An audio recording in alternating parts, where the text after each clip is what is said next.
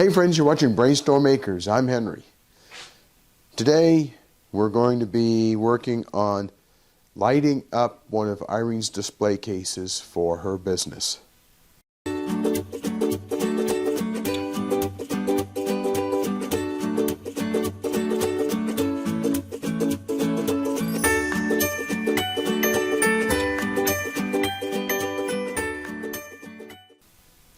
Well, I'm sitting in the dining room again at this folding table. The folding table has a whole bunch of projects on it.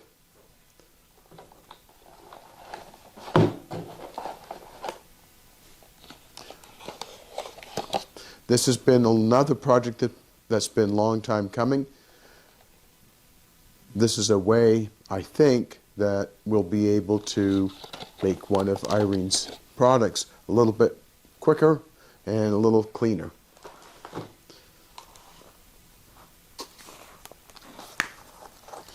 And in this tube, actually it's a square box, long square box, is a piece of tool steel.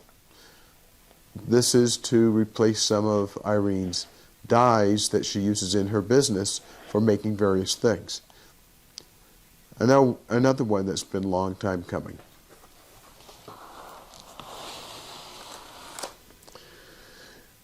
All the way to my left is a TIG welder. A TIG welder is, in the old days when I first started doing any kind of welding, it was called a heliarc welder because you used helium to shield the weld puddle. That's where the metal gets melted by the electrode of the welder. Well, this is specifically intended for me to be able to build some frames for Irene's business. Oh, by the way, we can also use it to patch some pieces of bras that she makes. Well, the piece that we're here for today is right here in front of me. There's a power supply, there's some LEDs, and there's the box. This is the box that I'm going to be trying to light up enough to allow people to see what's in this display case when we're at an event and the light outside gets a little bit low. You know, when you're looking at jewelry, you want to be able to see the colors. Well, most of the colors in here will be silver because that's mostly what's going to be in here. But it still is important to be able to see the detail and the colors and so on. This case has two latches on the side opposite the hinge for opening.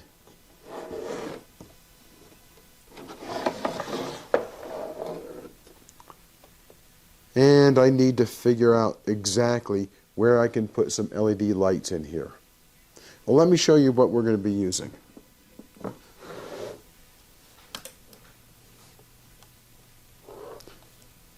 LEDs have come a long way in the past 10 years. This is a very inexpensive set of LEDs. I think this was about $17 or $18 for this entire set of LEDs. They come in a strip, and we'll talk more about that.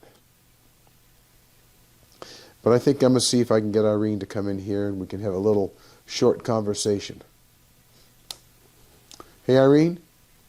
Yeah. Can you come in for a second? Sure. Now, which way will this case open up once it has jewelry in it? Probably the customer will be there and it will open like this and it can lock open in that position. Okay.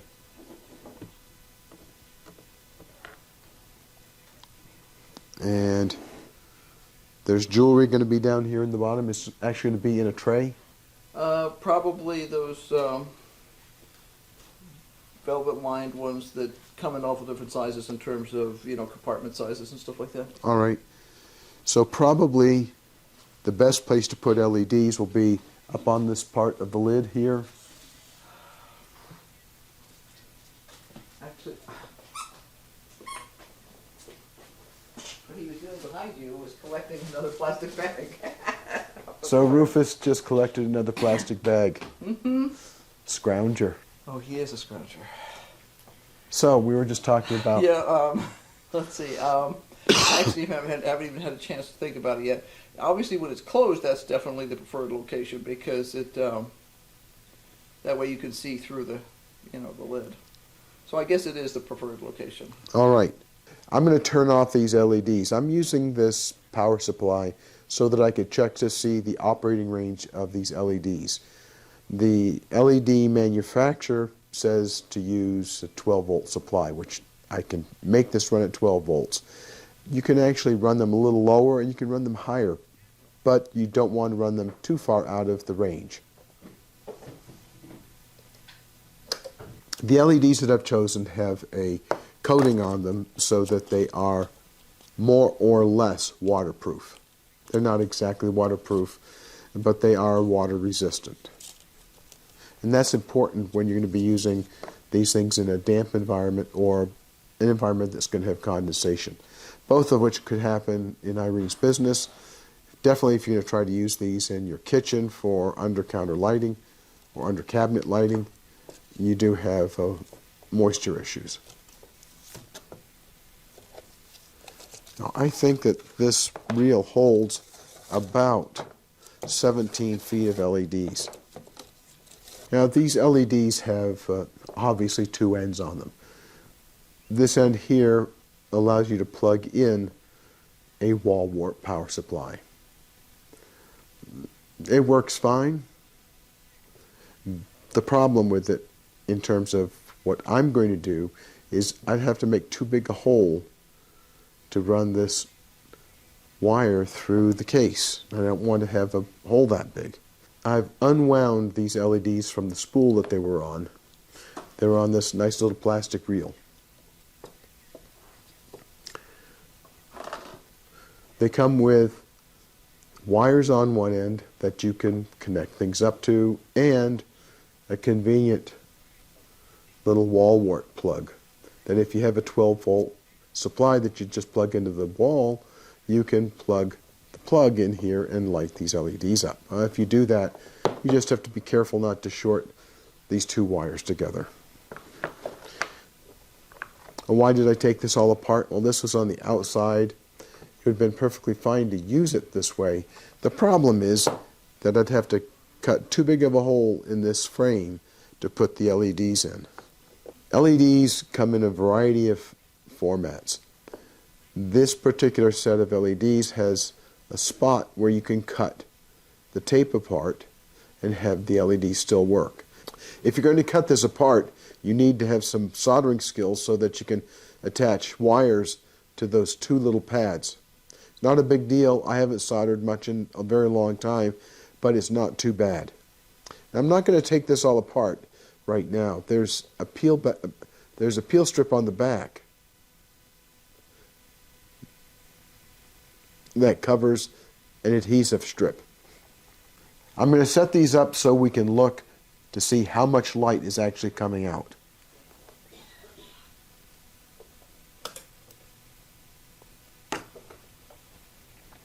I'm once again powering these LEDs from this power supply. When I finish this installation, I'll be using a much smaller power supply. Now, this entire string of LEDs takes about 3 amps at 12 volts. That's more than what the manufacturer says, but it's reality.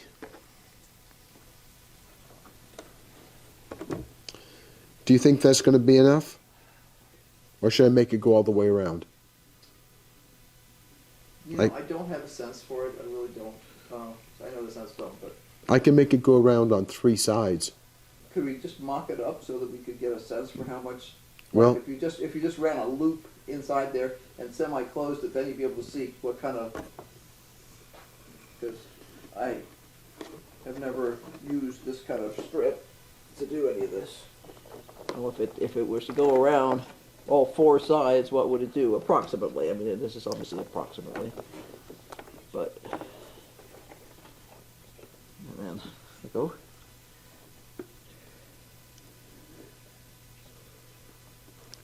Can't go all the way down. Oh, I know it can. Okay, if you'll go turn off the other light over here. Okay, you got that so that's supported. Yes. I think that what we're going to end up doing is running the LEDs all the way around the top of this box. I think so too. Yeah, I would say you'd need to. I mean, obviously the thing is dusty. This particular case hasn't been used in a while. Let there be lights. Yeah. Okay. All right, so what we're going to do is I'm going to measure the inside of this frame right here, and I'll be taking the adhesive backing off and adhering it to the top of the case. So I'm going to go ahead and do that. I'll show you later on how to cut these apart. It isn't real hard. You do have to kind of gird your loins and go in and cut them apart and just hope you're doing it right. But I'll show you how to do it. Irene polished polycarbonate glass here, and now I'm going to measure the amount of space that I need to fill with LEDs, and I'm going to decide where I'm going to run the LED wires in. It's going to be in one of these two corners. I just have to decide exactly where.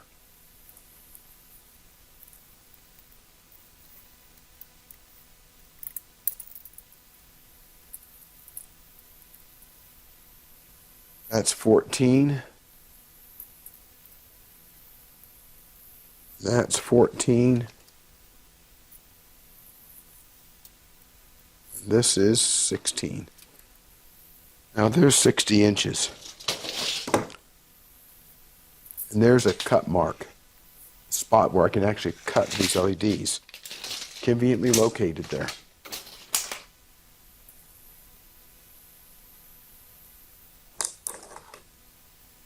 I'm not sure how this LED tape is going to cut.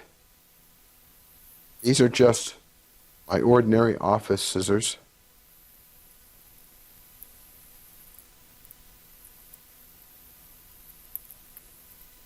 Perfect. Okay, I now have 5 feet of the LED strips ready to go on this box.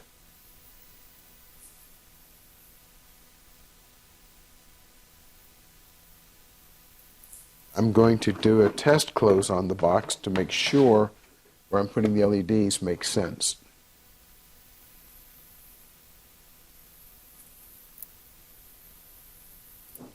Now there's a few things I have to look out for, I have to take into account. One is this hinge mechanism over here. And the second one is there's actually a lock.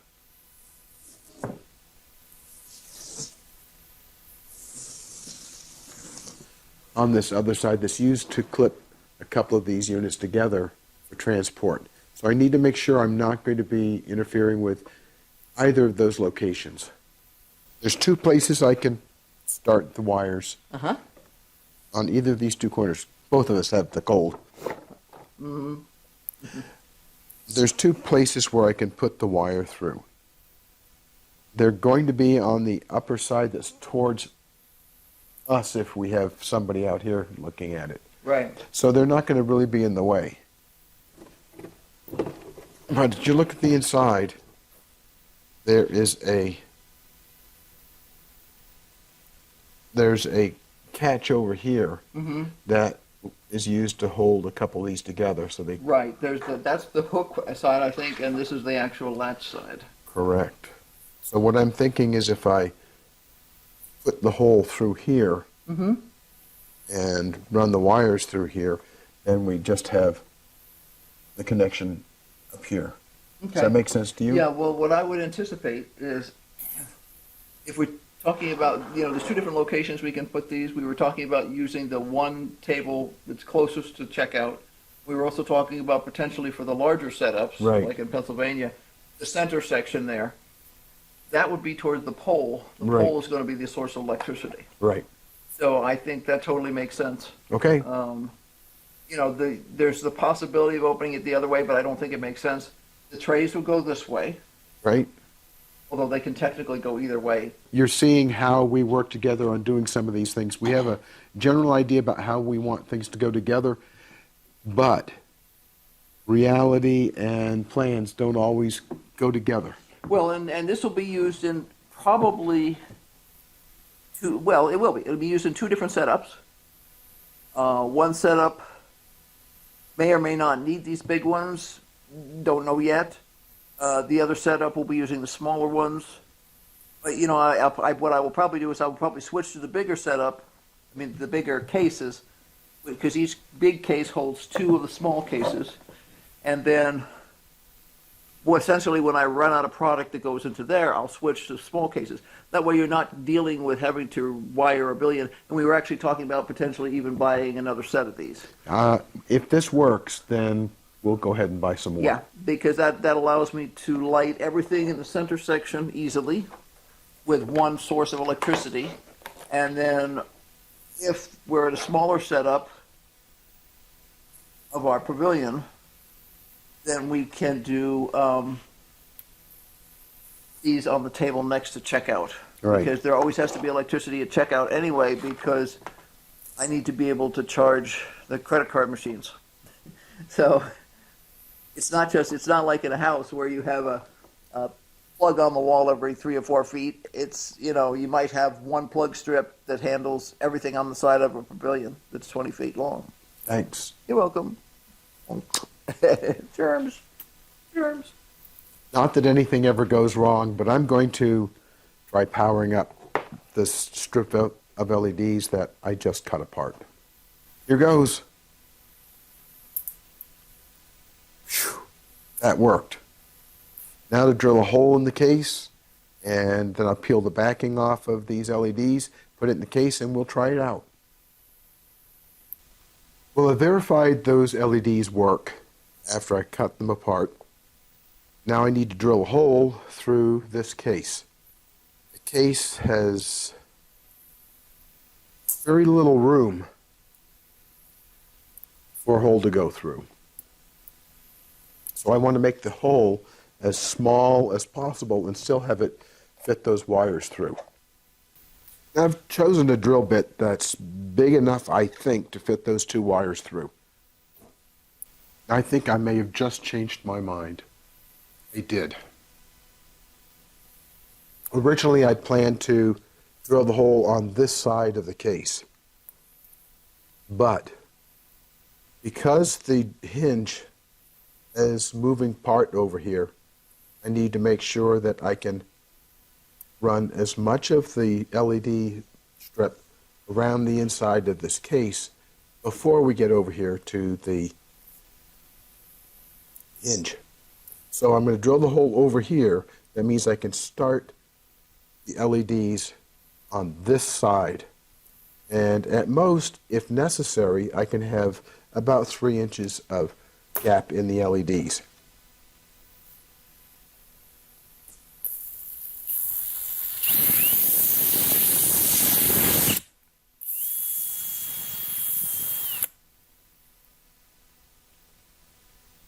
Now it's time to start adhering the LED strip down to the case.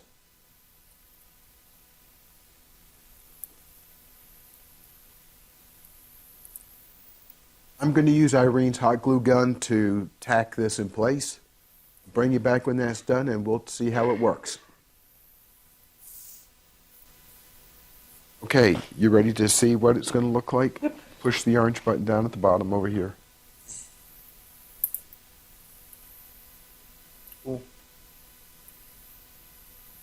That's actually in the lid, right? It's actually in the bottom because I can't get the hot glue to stick to the plastic. So I have to go figure out what kind of plastic this is and how I'm going to adhere the LED strip to the inside of the case. It's just a matter of finding out the kind of glue. Okay.